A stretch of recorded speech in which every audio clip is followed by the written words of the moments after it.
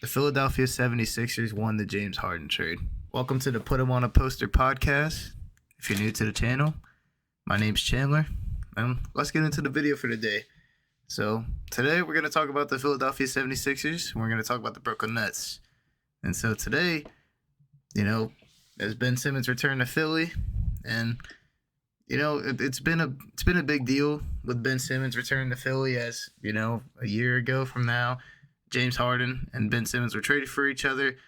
The trade was James Harden and Paul Millsap, which Paul Millsap, he's pretty much been nothing for the Sixers. He's not even playing anymore. I think he's a free agent right now. If he's not a free agent, he's just like an end of the bench guy. But they traded them to the Sixers, and the Sixers got back Ben Simmons, Andre Drummond, Seth Curry, and they got two unprotected first-round picks, one in 2022 and one in 2027.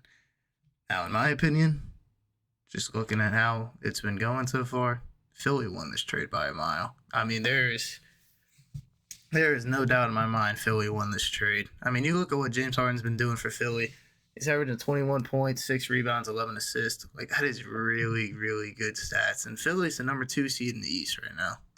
I mean, they're behind Boston, and they're not behind Boston by much. And, I mean, you look at how talented that team is. That team is really, really deep. And they can make a really, really good run when it comes playoff time. And a big upside for Philly is that, Philly is not just adding James Harden to that team. Tyrese Maxey's taken a huge step this season. He's progressed really well. And if you watch this game tonight, you would see that in a lot of the crunch time moments, Tyrese Maxey would hit a big three, and he would come down the court, he'd be moving quick, get himself a little shot off, and boom, momentum's back on Philly's side. And I don't know, it was a very, very good game for Philly. And you look at Ben Simmons, and Ben Simmons probably had his best game of the season. It's arguably one of his better games of the season. You saw that aggressiveness that was with Ben Simmons start to come back. In the end of the third quarter, there was this one play where he got the last shot off, drove in, got an and-one foul call, and he didn't. I mean, it's just that aggressiveness that Ben Simmons showed before is back, and that's the big thing with him is in that playoff series against the Hawks where he just passed the ball up over on Trae Young, after that, and after what Doc Rivers said, saying that, can Ben Simmons really be a point guard for a championship team? That just proves that, he lost a lot of confidence. Like you saw earlier in the season when they were playing the Pacers, he did the same type of play. He had a fairly easy layup if he just took the shot, went up with it, but, he passed it up. And, you could see the confidence that has been dealing with Ben Simmons. And, Ben Simmons arguably is having his worst season, as an NBA player. There's no doubt in my mind. He's only averaging 7 points a game. He's averaging 6 rebounds and 6 assists, which, for what it's worth, that's good. But 7 points a game for Ben Simmons really is a down year for him. And you can see that confidence level is taking a toll on him. And it's not like Ben Simmons how he was in Philly, where if he really wanted to, he could go get himself 20, 10, and 10. And that, yes, the defense has still been really good for him, but you can see, it's like what I was saying, that confidence has gone away, and it's really hurting the teams. And you could see people like Kyrie Irving saying, shoot the ball, Ben, get your shots, and it'd be good for Ben if he just starts doing that and being more aggressive.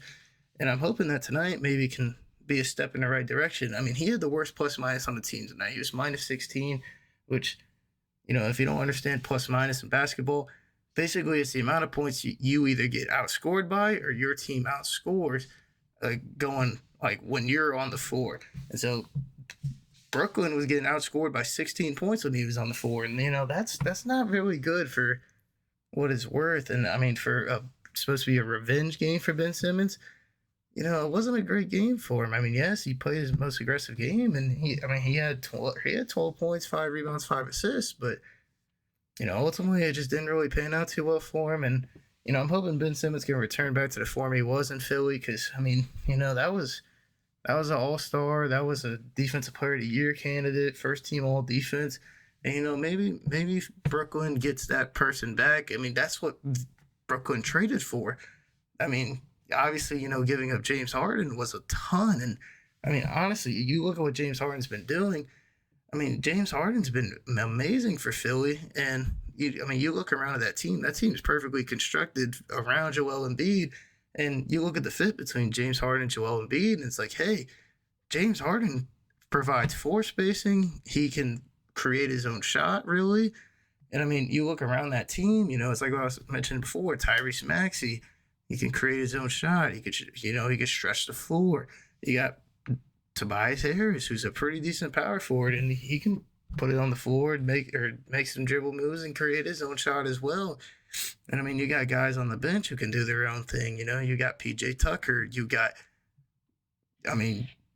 like B-ball Paul. You got a lot of people who can do a lot of things. You got Anthony Melton, like Shake Milton, Shake Milton.